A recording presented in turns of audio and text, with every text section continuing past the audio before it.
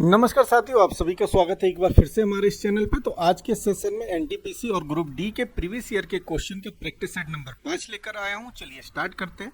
पहला क्वेश्चन है HN9 L के -3 से एक निश्चित तरीके से संबंधित है। इसी प्रकार NY4 RB -8 से संबंधित है। इसी तर्क का पालन करते हुए OU13 दिए गए विकल्प में से किससे संबंधित है। तो यहाँ पर आपको क्वेश्चन में दिया गया है HN9 L के -3 किसी एक तर्क से आपस में संबंधित है। अब आपको वही लॉजिक पता करना है कि किस लॉजिक से ये दोनों आपस में संबंधित हैं, और इसी लॉजिक का यूज आपको NY4 और RB -8 में किया गया है। और आपसे पूछा गया है OU13 का संबंध इन चार ऑप्शन में से किसके साथ होगा। तो यहाँ पर सबसे पहले प्लेस वैल्यू प्लेस कर देते हैं 8, 14, 12 और 11। अब आप देखेंगे 8 से हमको 12 बनाना है, तो हमने क्या किया, 8 में 4 जोड़ा, हमें 12 मिला। और 14 से 11 बनाने के लिए हमें क्या करना पड़ेगा, -3 करना पड़ेगा, तब हमें 11 मिलेगा। अब यहाँ पर 9 दिया, यहाँ पर -3 दिया गया, तो 9 में से हम कितना घटा दें तो कि हमें -3 मिल जाए। तो आप कहेंगे कि 9 में से यदि हम -12 कर दें, 9 में से यदि हम -12 कर दें तो हमें -3 मिल जाएगा। तो हमें लॉजिक क्या पता चला कि पहले अल्फ़ाबेट में हमने +4 किया, दूसरे अल्फ़ाबेट में -3 किया, और नंबर में हमने -12 किया। अब देख लेते हैं क्या इस लॉजिक को ये वाला युग्म फॉलो कर रहा है। तो n की प्लेस वैल्यू 14 हो गई, y 25 हो गया, r यहाँ पर 18 हो गया, v आपका 22 हो गया। 14 में हमने 4 जोड़ा, हमें क्या मिल गया, 18 मिल गया। 25 में हमने -3 किया तो हमें 22 मिला। और 4 में से यदि हम -12 करेंगे तो हमें क्या मिल जाएगा, 8 मिल जाएगा। इतनी बात समझ में आ गई, हमें लॉजिक पता चल गया। अब हमसे पूछा गया है OU13 इन चार ऑप्शन में से किससे संबंधित है। तो आपको पता है कि O की प्लेस वैल्यू 15 होती है, U की 21 होती है। तो पहले ऑप्शन में हमें क्या करना है, प्लस का 4 करना है। यदि हम 15 में +4 करेंगे तो हमें मिल जाएगा 19। और दूसरे ऑप्शन में क्या करना है, हमें -3 करना है। तो 21 में से 3 घटाएंगे तो हमें मिल जाएगा 18। और 13 में से नंबर में क्या करना है, -12 करना है। तो 13 में से 12 जाएगा तो हमें क्या मिल जाएगा, 1। अब 19 किस अल्फ़ाबेट की प्लेस वैल्यू होती है। तो आप कहेंगे 19 पे आता है S, 18 पे आता है R और 1। तो आपको यहाँ पर ऑप्शन पता चल गया SR1। तो SR1 के अकॉर्डिंग ऑप्शन नंबर C आपके क्वेश्चन का राइट आंसर हो जाएगा। चलिए अगला क्वेश्चन देखते हैं। अगला क्वेश्चन है, निम्नलिखित तर्कों में प्रत्येक अक्षर समूह एक निश्चित तर्क का अनुसरण करते हुए अगले समूह से संबंधित है। यहाँ पर देखिए 2 समूह दिए गए हैं, पहला दिया है वॉस का और दूसरा समूह दिया है कोर का। तो आपसे पूछा गया है कि इसमें जो लॉजिक लगा है वह लॉजिक इन चार ऑप्शन में किसके साथ अप्लाई हो रहा है। तो यहाँ पर सबसे पहले जब भी इस तरह का क्वेश्चन दिखता है तो नंबरिंग कर लिया करिए, 1 2 3 4। W की प्लेस वैल्यू 1 हो गई, A की 2 हो गई, S की 3 हो गई, H की 4 हो गई। तो यहाँ पर भी नंबरिंग करेंगे, H यहाँ पर 4 पे आ गया, 3 पे, 1 पे और 2 पे। W आपका 1 पे आता है, S 3 पे है, A की प्लेस वैल्यू 2 है और H की 4 है। क्लियर है। इसी प्रकार कोर की भी नंबरिंग कर लेते हैं, क्या कोर भी इसी लॉजिक को फॉलो कर रहा है। तो E की 4, 3, 1, 2 और यहाँ पर हो जाएगा 1, 3, 2, 4। ठीक है, लॉजिक हमें पता चला। अब इन चार ऑप्शन में से इस लॉजिक को कौन फॉलो कर रहा है। तो देखिए पहला ऑप्शन पे नंबरिंग करते हैं, 1 2 3 4। अगला हमें क्या मिलना चाहिए, 4 3 1 2। तो क्या यहाँ पर 4 3 1 2 बन रहा है। तो A की प्लेस वैल्यू 2 है। अब हमारे क्वेश्चन के अकॉर्डिंग हमें क्या मिलना चाहिए, अगले युग्म पर 4 मिलना चाहिए। इसके अकॉर्डिंग ये ऑप्शन गलत हो गया। दूसरे को चेक करते हैं, 1 2 3 4। हमें क्या मिलना चाहिए, 4। L की प्लेस वैल्यू यहाँ पर 1 सो रही, इट मीन्स ऑप्शन बी भी गलत हो गया। C की बात करते हैं, 1 2 3 4। तो हमें इस पर क्या मिलना चाहिए, पहले नंबर पर 4 मिलना चाहिए, जैसा कि यहाँ पर हमने लॉजिक का पता लगाया। ठीक है, 4 मिलना चाहिए। E की प्लेस वैल्यू 4 है। N क्या आता है, 3 पे, 4 3 1 2। पहला युग्म तो हमारा सेटिस्फाइड हो रहा है लॉजिक के अकॉर्डिंग। लास्ट को भी चेक कर लेते हैं, लास्ट पे क्या आना चाहिए, 1 3 2 4। तो I की प्लेस वैल्यू 2 है, लेकिन हमारे क्वेश्चन में क्या आना चाहिए, 1। ऑप्शन नंबर C भी गलत हो गया। अब बचा ऑप्शन D, यही हमारे क्वेश्चन का राइट आंसर हो जाएगा। क्लियर इतनी बात सभी को। चलिए अगला क्वेश्चन देखते हैं। अगला क्वेश्चन है प्रिया, इसको करेक्शन कर लीजिए, प्रिया है। प्रिया बिंदु ए से शुरू होकर दक्षिण की ओर 33 किलोमीटर चलती है। प्रिया मान के चलिए, प्रिया बिंदु ए पर खड़ी है, ये पॉइंट ए हो गया, और किस दिशा में चल रही है, दक्षिण दिशा में 33 किलोमीटर। तो दक्षिण कहाँ होता है आप सभी लोग जानते हैं, नीचे की तरफ होता है। तो कितने किलोमीटर गई, 33 किलोमीटर। इसके बाद वह दाएं मुड़ती है, इसके बाद वह क्या करती है, दाएं मुड़ती है और कितनी चलती है, 45 चलती है। यहाँ से वो चली दाएं मुड़कर 45 किलोमीटर, इस पॉइंट पर पहुंच गई। ठीक है साथियों, इसके बाद कह रहा है क्वेश्चन, फिर वह दाएं मुड़ती है और 41 किलोमीटर चलती है। यहाँ से वह फिर दाएं मुड़ती है और कितनी चलती है, 41 किलोमीटर चलती है। 41 चल दिया वो, क्लियर इतनी बात। इसके बाद फिर दाएं मुड़ती है और 56 चलती है। यहाँ से वह फिर दाएं मुड़ती है और कितना चलती है, 56 किलोमीटर चलती है। फिर अंत में वह दाएं मुड़ती है और 8 किलोमीटर चलती है। अंत में वह फिर दाएं मुड़ती है और कितना चलती है, 8 किलोमीटर, और इस पॉइंट पर पहुंच जाती है। और ये पॉइंट कौन सा है, पी। अब आपसे पूछा गया बिंदु ए पर दोबारा पहुंचने के लिए उसे कितनी दूरी, सबसे कम दूरी की बात कर रहा है, और किस दिशा में वह चलेगी। तो देखिए पी पर पहुंच गई, पी से उसको कहां पर आना है, वापस ए पर आना है। अब यही आपसे दूरी पूछी गई है। अब देखिए ये डिस्टेंस है 45, और ये पूरी डिस्टेंस कितनी थी साथियों, आप कहेंगे 56। ठीक है, ये डिस्टेंस यहां से लेकर यहां तक कितनी है, 56 किलोमीटर है। ठीक है, ये 45 है। 45 कहां तक आएगी, तो आप कहेंगे 45 डिस्टेंस इसके सीध तक आएगी।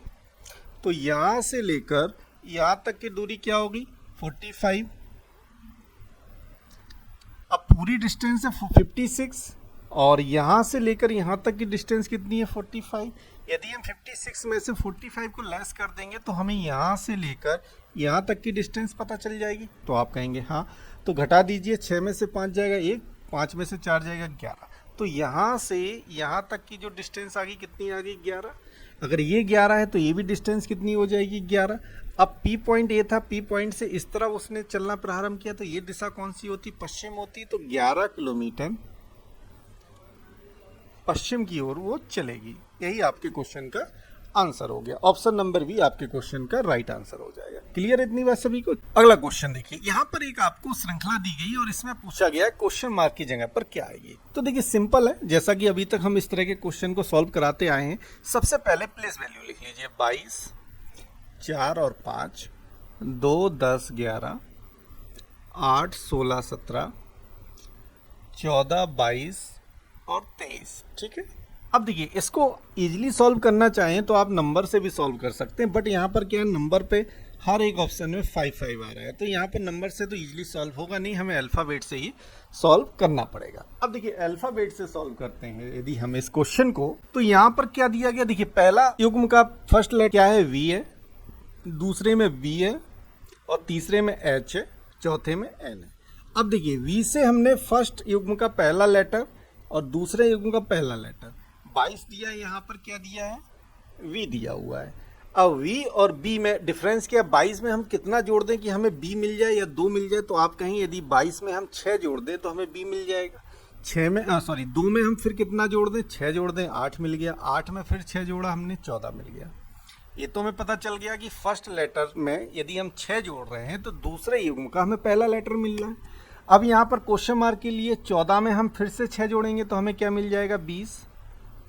क्लियर इतनी बात सभी को। चलिए अब दूसरे लेटर की बात करते हैं। 4 में हमने कितना जोड़ा, 6, 10, 16, 22, और 22 में 6 जोड़ेंगे तो कितना मिलेगा, 28।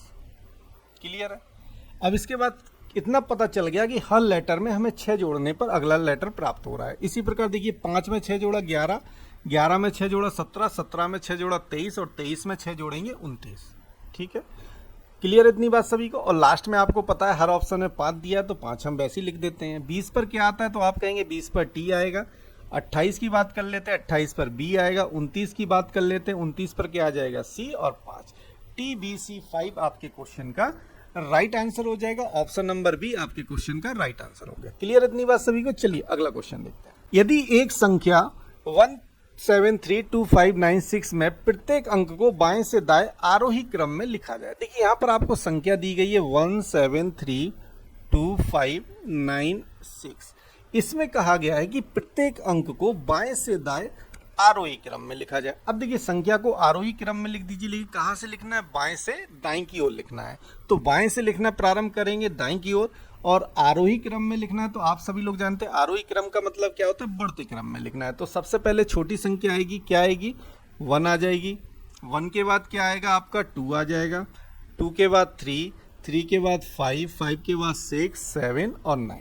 ठीक है, ये आपकी थी पुरानी संख्या या कह सकते हैं मूल संख्या, और ये आपकी क्या है, नई संख्या। क्लियर इतनी बात?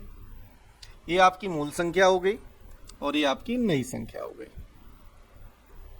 अब इसमें पूछा गया है तो मूल संख्या की तुलना में कितने अंकों का स्थान अपरिवर्तित रहा है। देखिए मूल संख्या की तुलना में नई संख्या जो बनी है उसमें कितने अंकों का स्थान अपरिवर्तित रहा है। तो ये पहला तो स्थान अपरिवर्तित 1 का समझ में आ रहा है, क्योंकि 1 मूल संख्या में जिस स्थान पर था और नई संख्या में भी उसी स्थान पर है। 3 का स्थान मूल संख्या में जिस स्थान पर था नई संख्या में भी उसी स्थान पर है। तो इसके अलावा कोई और संख्या है तो आप कहेंगे नहीं। तो कितनी संख्याओं का स्थान अपरिवर्तित रहा, तो आप कहेंगे 2। ऑप्शन नंबर ए आपके क्वेश्चन का राइट आंसर हो जाएगा। चलिए अगला क्वेश्चन देखते हैं। अगला क्वेश्चन है, निम्नलिखित श्रृंखला का संदर्भ लीजिए और दिए गए प्रश्न का उत्तर दीजिए। यहाँ पर सभी संख्या केवल एकल अंक की है। अब देखिए यहाँ पर जो संख्या दी गई है एक सिंगल अंक की है। अब इसमें कंडीशन दी गई है, ऐसी कितनी सम संख्याएं हैं जिनके ठीक बाद एक सम संख्या आती हो। देखिए सम संख्या की बात कर रहा है और उसके बाद भी एक सम संख्या आती हो। देखिए सम संख्या की काउंटिंग करें तो 6 एक सम है, 4 सम है, 8 है और 2 है। अब पूछा है ऐसी कितनी सम संख्या है जिनके बाद भी एक सम संख्या आती है। तो क्या 6 के बाद एक सम आ रही है, तो आप कहेंगे नहीं, तो 6 आपकी वो संख्या नहीं होगी। 4 के बाद भी क्या सम आ रही है, तो आप कहेंगे नहीं, तो 4 भी वह संख्या नहीं होगी। 8 के बाद कोई सम आ रही है तो आप कहेंगे नहीं है। तो इसका मतलब इस क्वेश्चन का आंसर क्या हो जाएगा, ऑप्शन नंबर डी, एक भी संख्या नहीं है। समझ में आई इतनी बात? चलिए अगला क्वेश्चन देखते हैं। अंग्रेजी वर्णमाला क्रम पर आधारित निम्नलिखित 4 अक्षर समूह में से 3 एक निश्चित तरीके से एक समान है और इस प्रकार वे एक समूह बनाते हैं। कौन सा अक्षर समूह उस समूह से संबंधित नहीं है? तो यहाँ पर 4 ऑप्शन दिए गए हैं। 3 एक लॉजिक के हिसाब से आपस में समान है और एक विपरीत है। वही आपको विपरीत वाला पता करना है। तो लॉजिक का फाइंड आउट करते हैं। QRM, Q की प्लेस वैल्यू 17, 18 और 14। तो 17 में यदि हम +1 कर दें 18 मिलेगा, 18 में से -4 कर दें तो 14 मिला। लॉजिक क्या पता चला, +1 और -4। क्लियर है? अब देख लेते हैं इस लॉजिक को कौन कौन सा ऑप्शन फॉलो कर रहा है। तो U की बात करते हैं। U आता है आपका 21 पे, W 23 पे, R 18 पे। 21 में से 1 घटाने पे हमें मिलना चाहिए था 22, लेकिन आ रहा है 23। ए इस लॉजिक को फॉलो नहीं कर रहा है। ऑप्शन नंबर बी आपके क्वेश्चन का राइट आंसर हो जाएगा। अगला क्वेश्चन देखते हैं। अगला क्वेश्चन है, 7 व्यक्ति B, C, D, I, J, K और L एक सीधी पंक्ति में उत्तर की ओर अभिमुख होकर बैठे हैं। ठीक है, 7 मित्र हैं, वो एक पंक्ति में उत्तर की ओर मुख करके बैठे हुए हैं। तो अब इसमें पहला स्टेटमेंट आपको दिया गया है, K के बाईं ओर कोई और नहीं बैठा है। देखिए यहाँ पर स्पष्ट कह रहा है K के बाईं ओर कोई नहीं बैठा है। इसका मतलब K जो है वो बाईं ओर पे लास्ट व्यक्ति है। तो K को बैठा दीजिए बाईं ओर। आप सभी लोग जानते हैं ये सिरा कौन सा होता है, बायां होता है, और यहाँ पर दायां होता है। ठीक है, अब कहा गया K के बाईं ओर कोई और नहीं बैठा है, तो इट मीन्स कि आपका लास्ट पर्सन है जो बाईं ओर पर अंतिम पर बैठा हुआ है। इसके बाद कहा है K और J के बीच केवल 4 व्यक्ति हैं। यदि K यहाँ पर अंतिम है तो जो भी व्यक्ति बैठेंगे K के दाईं ओर बैठेंगे। और कहा गया K और J के बीच में 4 व्यक्ति हैं, तो यहाँ पर K और J के बीच में हमने 4 व्यक्ति बैठा दिए। तो J आ गया आपका यहाँ, तो K और J के बीच में 4 व्यक्ति हो गए। क्लियर है इतनी बात? चलिए इसके बाद कह रहा है J के बाईं ओर दूसरे स्थान पर L बैठा है। अब K के बाईं ओर, तो K का बायां कहाँ होगा, इस तरफ होगा। सॉरी, J के बाईं ओर दूसरे स्थान पर L है, पहला दूसरा, तो दूसरे स्थान पर कौन आ जाएगा, L आ जाएगा। इसके बाद कहा जा रहा है B के ठीक बाईं ओर पड़ोस में D बैठा हुआ है। ठीक है, B के ठीक बाईं ओर पड़ोस में कौन बैठा है, D। अब देखिए अभी तक हमने 3 व्यक्ति को बैठाया है और बात कर रहा है B की और D की। तो यहाँ पर B और D किसी से भी रिलेटिव नहीं है। तो इसका मतलब अभी हम इस सेंटेंस को छोड़ेंगे, उस सेंटेंस को ढूंढेंगे जहाँ पर इन तीनों से मिलता जुलता कोई स्टेटमेंट आपको मिले। तो अगला स्टेटमेंट क्या है, L का निकटतम पड़ोसी C नहीं है। अब देखिए C की कंडीशन कह दी गई है कि L का पड़ोसी C नहीं है। इसका मतलब C आपका यहाँ भी नहीं आ सकता L के बगल में, और C आपका L के बगल में यहाँ भी नहीं आ सकता। इन दोनों जगह पर C नहीं बैठ सकता। ठीक है, या तो C आपका इधर बैठेगा। अब देखिए टोटल 7 व्यक्ति थे, अभी तक कितने व्यक्ति आ चुके हैं, 1 2 3 4 5 6, इसका मतलब सातवां व्यक्ति आपका इधर आएगा, क्योंकि आपसे कह दिया गया है कि के बाईं ओर कोई और नहीं है, इसका मतलब सातवां व्यक्ति इधर आएगा। अब इसमें कहा गया है कि एल का निकटतम पड़ोसी सी नहीं है। अब देखिए सी तो इधर नहीं आ सकता है, यहाँ पर सी नहीं आएगा, और ना ही सी इधर आएगा। अब सी के लिए दो ही प्लेस बच रहे हैं, या तो सी आपका इधर आ सकता है या तो सी आपका इधर आ सकता है। दो ही सी के लिए प्लेस बचे हुए हैं। अब उसको क्लियर कैसे करेंगे कि सी आपका इधर आएगा या सी आपका इधर आएगा। चलिए क्वेश्चन को आगे पढ़ते हैं। अभी हमने एक लाइन छोड़ी थी कि बी, यहाँ पर देखिए कि बी के ठीक बाईं ओर पड़ोस में डी बैठा हुआ है। बी के ठीक बाईं ओर पड़ोस में कौन है? डी है। अब देखिए बी के ठीक बाईं ओर यदि यहाँ पर हम बी को बैठा दें, यहाँ पर यदि हम बी को प्लेस कर दें तो बी का बायां कहाँ होगा? ये होगा। और बी के ठीक बाईं पड़ोस में कौन है? डी बैठा हुआ है, तो डी इधर आ गया। और सी कहाँ आ जाएगा? इधर आ जाएगा, या सी इधर आएगा। अब वो भी चेक कर लेते हैं कि सी कहाँ पर आएगा। अब देखिए सी तो यहाँ आ नहीं सकता, क्योंकि आपको क्वेश्चन में पहले ही दिया गया है कि एल का पड़ोसी सी नहीं होगा, तो डेफिनेट सी इधर आएगा। क्लियर इतनी बात? तो यहाँ से सी की पोजीशन को हम हटा देते हैं। सी की प्लेस वैल्यू हमारी फिक्स होगी कि सी कहाँ आएगा? इधर आएगा। अब हमारे पास एक प्लेस बचा हुआ है और एक ही लेटर बचा हुआ है। कौन सा लेटर बचा हुआ? तो आप कहेंगे आई बचा हुआ, तो आई आपका इधर आ जाएगा। क्लियर इतनी बात सभी को? चलिए यहाँ पर हमारे सातों व्यक्ति एक पंक्ति में बैठ गए। अब आपसे क्वेश्चन में पूछा गया है एल और सी के बीच कितने व्यक्ति हैं। अब देखिए सी यहाँ पर है और एल इधर है, तो एल और सी के बीच में कितने व्यक्ति आ जाएंगे? तो आप कहेंगे दो व्यक्ति आ जाएंगे। इसके अकॉर्डिंग ऑप्शन नंबर सी आपके क्वेश्चन का राइट आंसर हो जाएगा। चलिए अगला क्वेश्चन देखते हैं। अगला क्वेश्चन है A B C D E F और जी एक गोल मेज के परितः केंद्र की ओर अभिमुख होकर बैठे हुए हैं। एक गोल मेज है, उसके केंद्र की ओर मुख करके कितने पर्सन है? 3, 3, 6 और एक 7 पर्सन बैठाए गए हैं। तो यहाँ पर हम 7 पर्सन की प्लेस पहले से डिफाइन कर लेते हैं कि 7 पर्सन हमारे कहाँ कहाँ बैठ सकते हैं, और सभी का मुख कहाँ है? केंद्र की ओर है। क्लियर इतनी बात सभी को? चलिए पहला स्टेटमेंट पढ़ते हैं, क्या दिया गया।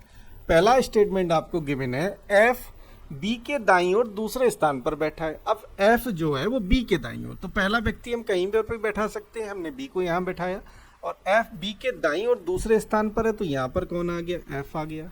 इसके बाद आपसे कह रहा है ए एफ के बाईं ओर तीसरे स्थान पर। ए जो है वो एफ के बाईं ओर, तो एफ का बायां कहाँ होगा? तो आप कहेंगे एफ का बायां नीचे की तरफ होगा।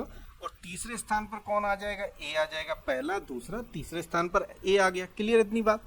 इसके बाद कहा गया सी जो है ई और ए का निकटतम पड़ोसी है। सी जो बनेगा वो ई का भी और ए का भी निकटतम पड़ोसी बनेगा। तो इसका मतलब यदि ए इधर है तो सी को हम इधर बैठा दें, तो ए का पड़ोसी हो गया, और ई का भी पड़ोसी बनाना है तो ई इधर आ जाएगा। इसके अकॉर्डिंग हमारा क्वेश्चन स्टेटमेंट फिगर के अकॉर्डिंग सेटिस्फाइड हो गया कि सी ई और ए का पड़ोसी हो गया।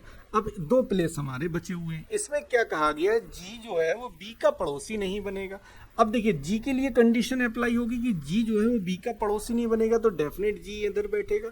यदि जी इधर बैठ गया तो एक प्लेस बचा हुआ है और एक लेटर बचा हुआ है। वो क्या बचा हुआ है?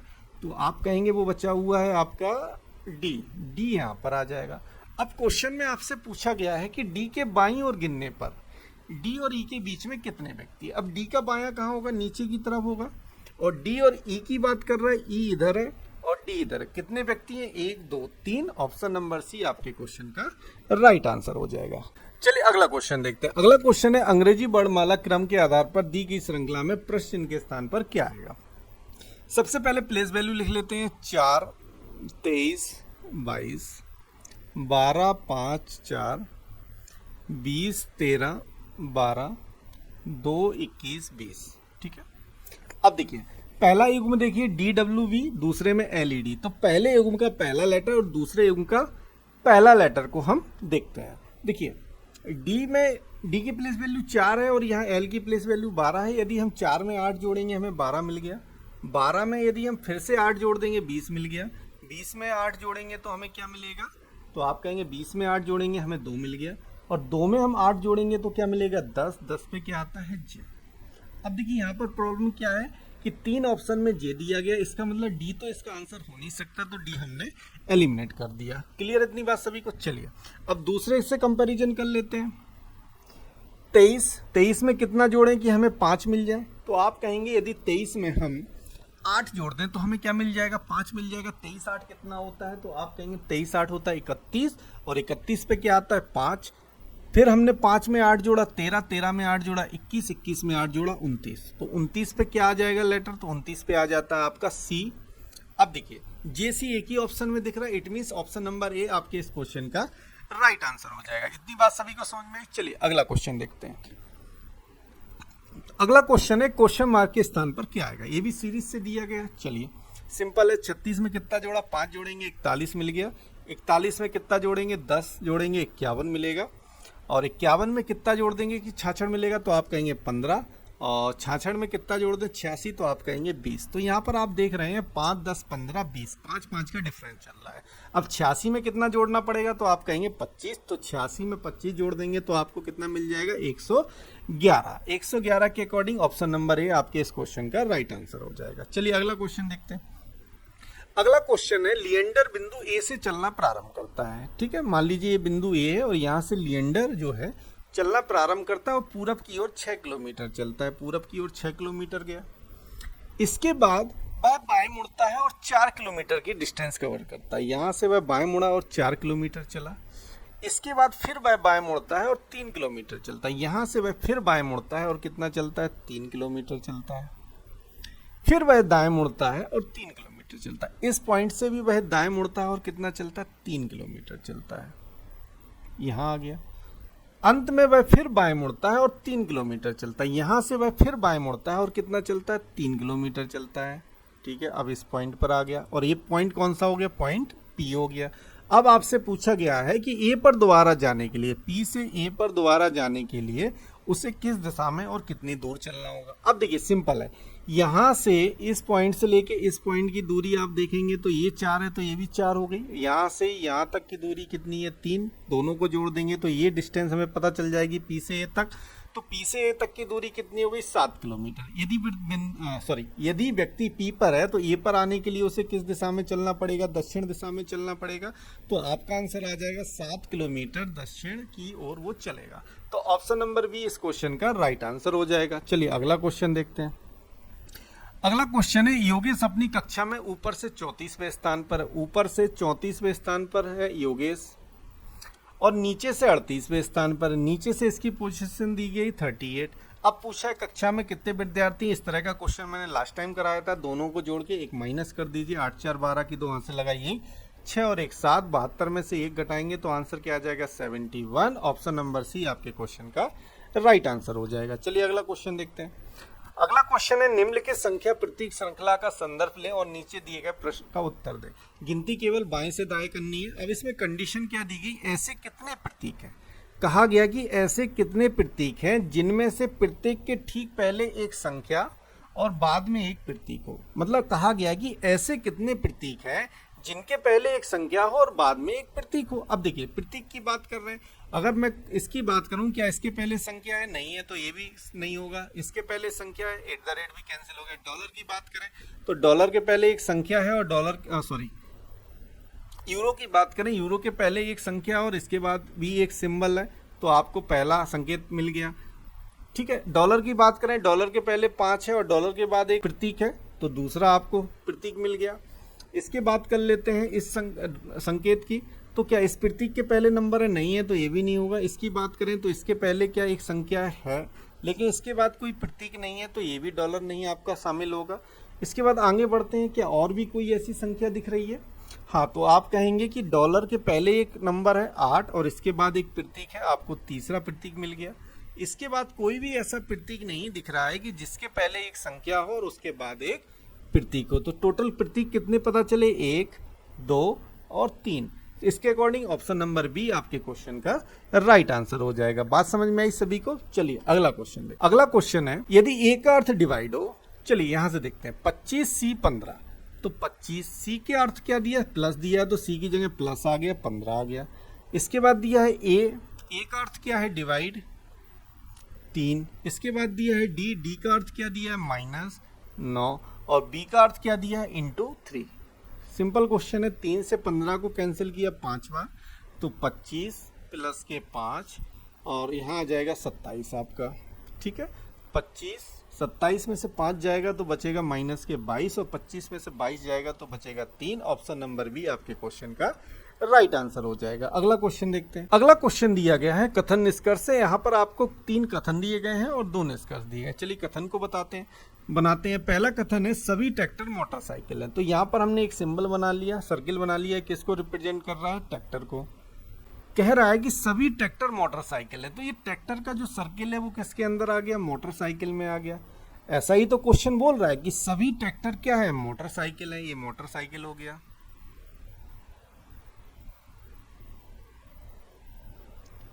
इसके बाद दूसरा कथन है कि कुछ मोटरसाइकिल मिनी वैन है। अब मोटरसाइकिल का कुछ हिस्सा क्या बन गया? वैन बन गया। इसके बाद तीसरा कथन है कोई भी मिनी वैन होवरक्राफ्ट नहीं है। अब कोई भी मिनी वैन है वो होवरक्राफ्ट नहीं है। सर्किल हो गया आपका होवरक्राफ्ट का।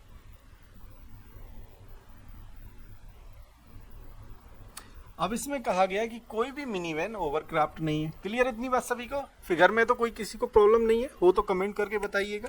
अब निष्कर्ष कहा गया कि कुछ होवरक्राफ्ट मोटरसाइकिल नहीं है। अब देखिए होवरक्राफ्ट का संबंध ना वैन से दर्शा रहा है, ना मोटरसाइकिल से, ना ट्रैक्टर से। तो पहला निष्कर्ष तो देखते ही साथ आप कैंसिल कर दीजिए कि कुछ होवरक्राफ्ट मोटरसाइकिल हैं। ठीक है। दूसरा निष्कर्ष देखिए कुछ मिनी वैन ट्रैक्टर है क्या? अब देखिए मिनी वैन का सर्किल ये है और ट्रैक्टर का सर्किल ये है। क्या मिनी वैन और ट्रैक्टर के बीच कोई आपको संबंध नजर आ रहा है? तो आप कहेंगे नहीं आ रहा, तो निष्कर्ष दूसरा भी गलत हो गया। इसके अकॉर्डिंग ऑप्शन नंबर ए आपके क्वेश्चन का राइट आंसर हो जाएगा। ना तो निष्कर्ष 1 और ना ही निष्कर्ष 2 इसका अनुसरण करता है। चलिए अगला क्वेश्चन देखते हैं। अगला क्वेश्चन है 7 व्यक्ति एक पंक्ति में उत्तर की ओर अभिमुख होकर बैठे हैं। तो यहाँ पर एक पंक्ति ड्रॉ कर लेते हैं। 7 व्यक्ति एक पंक्ति में उत्तर की ओर मुंह करके बैठे हुए हैं। ठीक है। अब इसमें कह रहा है पहला स्टेटमेंट सी के दाईं ओर केवल 6 व्यक्ति बैठे हैं। अब देखिए सी के दाईं ओर केवल 6 व्यक्ति बैठे हैं, इसका मतलब सी कहाँ है? बाईं छोर पे अंतिम व्यक्ति है, तभी तो सी के दाईं ओर 6 व्यक्ति होंगे। जैसा कि क्वेश्चन में स्टेटमेंट गिवन है कि सी के दाईं ओर केवल 6 व्यक्ति है। यदि सी के दाईं ओर 6 व्यक्ति है तो सी का दायां कहाँ होगा? इस तरफ होगा। तो सी के दाईं ओर ही 6 व्यक्ति है, तो इसका मतलब सी बाएं छोर पर अंतिम हो गया। क्लियर इतनी बात सभी को? चलिए अब इसके बाद कहा गया बी के बाईं ओर केवल 4 व्यक्ति हैं। बी के बाईं ओर केवल 4 व्यक्ति हैं। बी के बाईं ओर 4 व्यक्ति की बात कर रहा है, तो देखिए बी को ऐसी जगह बैठाइए, सपोज दैट हम बी को यहाँ बैठाते हैं। ठीक है। बी का बायां कहाँ होगा? इस तरफ होगा। बी के बाईं ओर 4 व्यक्ति हैं, पहला, दूसरा और तीसरा और सी चौथा। क्लियर हो गया? क्वेश्चन का स्टेटमेंट हमारा सेटिस्फाइड हो रहा है फिगर के साथ कि बी के बाईं ओर केवल 4 व्यक्ति हैं। इसके बाद कह रहा है क्वेश्चन कि डी जो है वो ए के बाईं ओर लेकिन बी के दाईं ओर बैठा है। अब जो डी है वो ए के बाईं ओर है लेकिन बी के दाईं ओर है। अब बी के दाईं ओर डी है तो बी का दायां कहाँ होगा? इस तरफ होगा। तो यहाँ पर कौन बैठा है? डी बैठा है। और लेकिन ए के बाईं ओर है, तो ए के बाईं ओर है, इसका मतलब ए को हमें यहाँ बैठाना पड़ेगा, तभी तो डी जो है ए के बाईं ओर आएगा। हमारे कितने व्यक्ति हो गए? 1 2 3 4 5 6 7 7 व्यक्ति थे। 3 3 6 और 1 7। सातों व्यक्तियों का प्लेस हमने डिसाइड कर दिया। अब 3 प्लेस बचा हुआ है जहां पर अभी तक हमने व्यक्तियों को नहीं बैठाया है। अब आगे पढ़ते हैं क्वेश्चन को। कह रहा है कि जी के दाईं और दूसरे स्थान पर एफ बैठा है। अब देखिए जी को ऐसी जगह बैठाइए जिसके दाईं और दूसरे स्थान पर कौन आ जाए? एफ आ जाए। यदि जी को हम यहाँ प्लेस कर देते हैं तो जी के दायां इस तरफ होगा, दाईं और दूसरे स्थान पर कौन आ जाएगा? एफ आ जाएगा। अब हमारा एक प्लेस बचा हुआ, डेफिनेट एक ही व्यक्ति बचा हुआ है, वो कौन है? तो आप कह देंगे वो बचा हुआ है ई। तो ई की प्लेस हो जाएगी इस जगह। अब क्वेश्चन में पूछा गया ई के दाईं ओर कितने व्यक्ति हैं? तो ई इधर है और ई का दायां कहाँ होगा? इस तरफ होगा। कितने व्यक्ति हैं? 1 2 3 4। ऑप्शन नंबर बी आपके क्वेश्चन का राइट आंसर हो जाएगा। क्लियर इतनी बात सभी को? चलिए अगला क्वेश्चन देखते हैं। अगला क्वेश्चन है निम्न की श्रृंखला का संदर्भ लीजिए और दिए गए प्रश्न का उत्तर दीजिए। यहाँ पर देखिए एक श्रृंखला दी गई है और आपको कंडीशन गिवन है कि ऐसी कितनी विषम संख्या है। तो सबसे पहले विषम संख्या को अंडरलाइन कर लेते हैं। 1 2 3 4 5 और 6, टोटल 6 विषम संख्या है। दूसरी कंडीशन है कि जिनके बाद एक सम संख्या आती हो। कितनी विषम संख्या ऐसी हैं जिनके ठीक बाद एक सम संख्या आती हो? देखिए क्या एक के बाद सम संख्या है? तो आप कहेंगे नहीं, तो ये आपकी वह विषम संख्या नहीं होगी। 5 के बाद क्या सम संख्या है? तो ये भी नहीं होगी। 7 के बाद सम है? नहीं है। 9 के बाद सम है? हाँ, आप कहेंगे 9 के बाद एक सम संख्या है, तो भाई एक विषम संख्या 9 हो गई। क्या और भी कोई विषम संख्या है जिसके बाद सम है? तो आप कहेंगे 3 के बाद एक विषम संख्या, सॉरी सम संख्या 8 है, तो दूसरी विषम संख्या 3 हो गई। इसके बाद कोई और विषम संख्या है? तो आप कहेंगे नहीं है। तो टोटल कितनी विषम संख्या पता चली? 1 और 2। तो आंसर ऑप्शन ए आपके क्वेश्चन का राइट आंसर हो जाएगा। चलिए अगला क्वेश्चन देखते हैं। अगला क्वेश्चन है ब्लड रिलेशन से। एक कूट भाषा में ए प्लस बी का अर्थ है ए बी की बहन। जहां पर भी प्लस का साइन हुआ तो यहां पर प्लस का अर्थ दिया गया है बहन, ठीक है। तो यहां पर ए प्लस बी का अर्थ क्या हो जाएगा? ए बी की बहन है। अब यहां पर आपको एक सेंटेंस दिया गया है पी माइनस टी। अब देखिए पी और टी के बीच में माइनस का साइन है, तो माइनस किसको रिप्रेजेंट कर रहा है? पिता को। अब देखिए यहाँ पर क्वेश्चन में दिया गया ए माइनस बी और आपसे पूछा है पी माइनस टी को। तो इस तरह के क्वेश्चन में आप ऐसा कर लिया करिए, ए की जगह पी लिख लिया करिए, बी की जगह टी। यहाँ पर भी पी आ जाएगा और यहाँ पर टी आ जाएगा। मैं इसलिए ऐसा आपको बता रहा हूँ कि जो बच्चे नए हैं वो इस चीज़ को कैच कर सके। अब देखिए पी माइनस टी का अर्थ क्या हो गया? पी टी का पिता है। जो पी है वो किसका पिता है? टी का। और यदि पी टी का पिता है तो ये किस नीचे आएगा? टी इधर आ गया, पिता है तो ये प्लस हो जाएगा। इसके बाद कहा गया टी इंटू सी। टी इंटू सी का अर्थ क्या हो गया? टी सी का भाई है। जो टी है वो किसका भाई है? सी का भाई है। तो भाई है तो ये प्लस होगा, तो प्लस आ गया। इसके बाद C plus T, sorry C plus D. C plus D का अर्थ क्या है? सी डी की बहन है। जो सी है वो किसकी बहन है? डी की बहन है, तो ये माइनस हो गया। और डी भागे ई, डी भागे ई का अर्थ है डी ई की माता है। डी जो है वो किसकी माता है? ई की माता है, तो ई नीचे आ गया और ये माता है तो ये माइनस हो गया। अब आपसे पूछा है कि पी का ई से क्या संबंध है। हमें पी के बारे में बताना कि पी जो है वो ई की कौन लगती है या पी ई से किस प्रकार संबंधित है। पी के बारे में बताना कि पी का ई से क्या संबंध है। देखिए ये इसकी माता है, ठीक है, और तो ये इसकी माता है और इसका लड़का इसका पिता है। तो हमें पी के बारे में बताना है कि पी कौन होगा। तो माता के पिता हो जाएंगे, वो माता के पिता हो जाएंगे। क्लियर इतनी बात? तो ऑप्शन नंबर बी आपके क्वेश्चन का राइट आंसर हो जाएगा। चलिए अगला क्वेश्चन देखते हैं। अगला क्वेश्चन है OVAL 6729 LEVO 7946, ठीक। अब देखिए कॉमन देख लीजिए। कॉमन क्या? O इधर है, V इधर है और L इधर है। इसमें भी OVL कॉमन है। नंबर की बात कर लेते हैं तो 679679। अब देखिए अल्फाबेट की बात करें तो ऊपर बचा A और A के सामने नंबर बचा 2, नीचे बचा E और E के सामने नंबर बचा 4। तो A के लिए कूट हो गया 2, E के लिए कूट हो गया 4, पूछा गया E, तो ऑप्शन नंबर डी आपके क्वेश्चन का राइट आंसर हो जाएगा। चलिए अगला क्वेश्चन देखते हैं।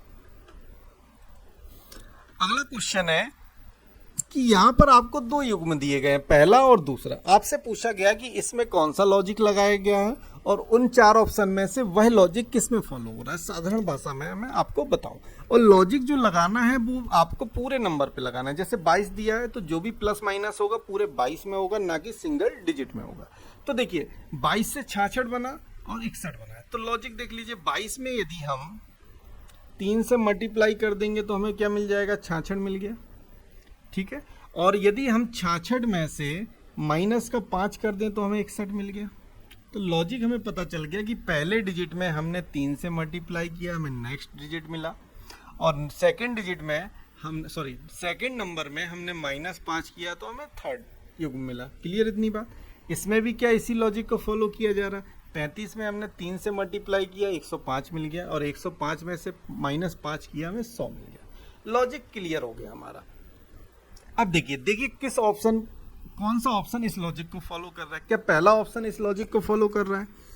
तो आप कहेंगे 74 में यदि हम 3 से गुणा करेंगे तो 3 चौके 12 की 2 हाथ से लगाई 1 और 3 7 21 तो 22, ठीक है। अब 222 में यदि हम -5 करेंगे तो क्या हमें 216 मिलेगा? नहीं, 217 मिलना चाहिए। इसके अकॉर्डिंग ऑप्शन ए गलत हो गया। 14 की बात कर लेते। 14 में 3 से गुणा करेंगे, 14 × 3 = 42 और 42 में से 5 माइनस करेंगे तो हमें 37 मिल गया। इस अकॉर्डिंग ऑप्शन नंबर बी आपके क्वेश्चन का राइट आंसर हो जाएगा। चलिए अगला क्वेश्चन देखते हैं।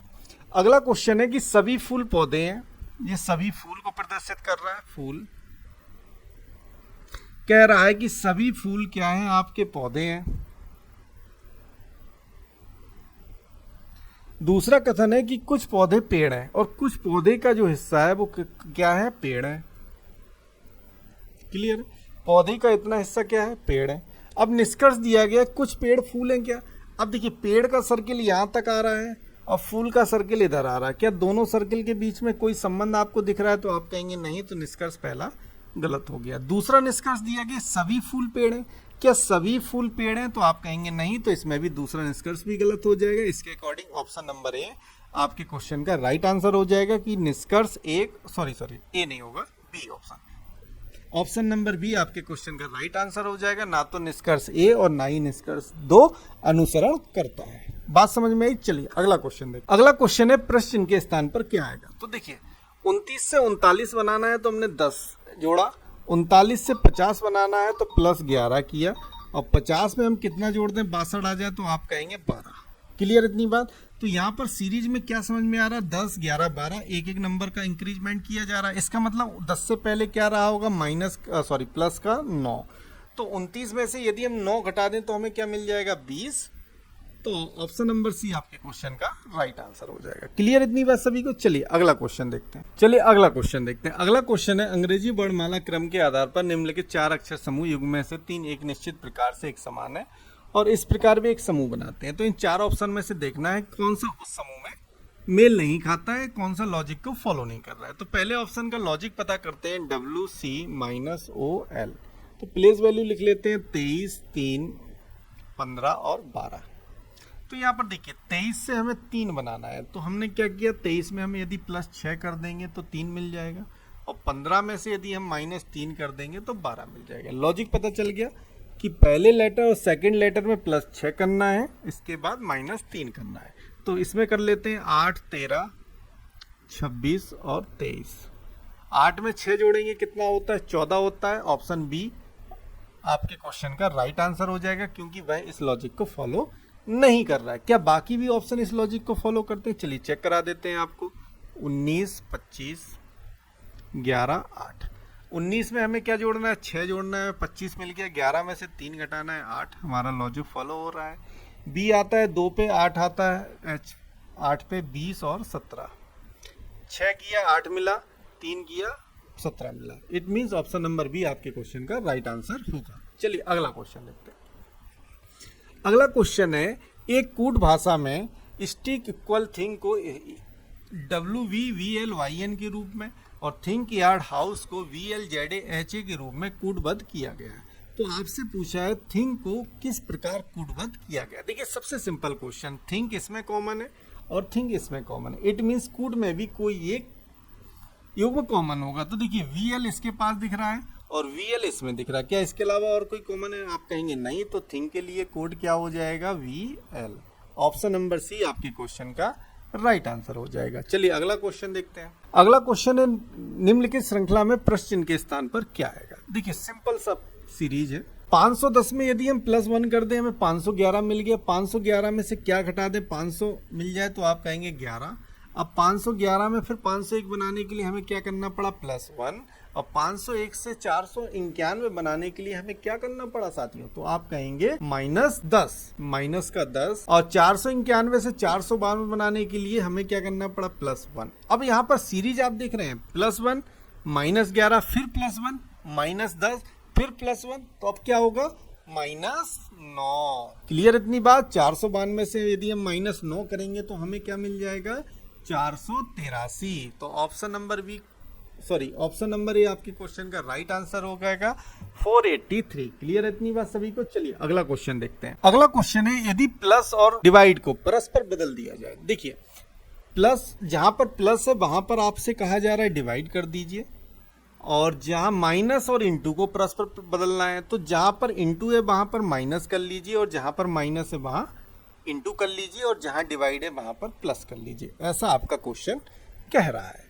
अब इसको सॉल्व करते हैं तो ये हो गया 850 डिवाइड 34 -15 इंटू 12 प्लस 400।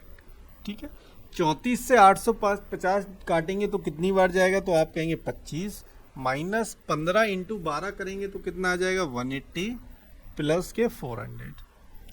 क्लियर इतनी बात सभी को? चलिए अब यहाँ पर 180 से 25 घटा देंगे तो कितना बचेगा? 155 माइनस का प्लस के 400। अब 400 से 155 घटाएंगे तो क्या आ जाएगा? 245। यही आपके क्वेश्चन का आंसर हो गया, ऑप्शन नंबर सी। क्लियर है सभी को? चलिए आज के लिए इतना ही, मिलते हैं कल अगले सेट पर। धन्यवाद।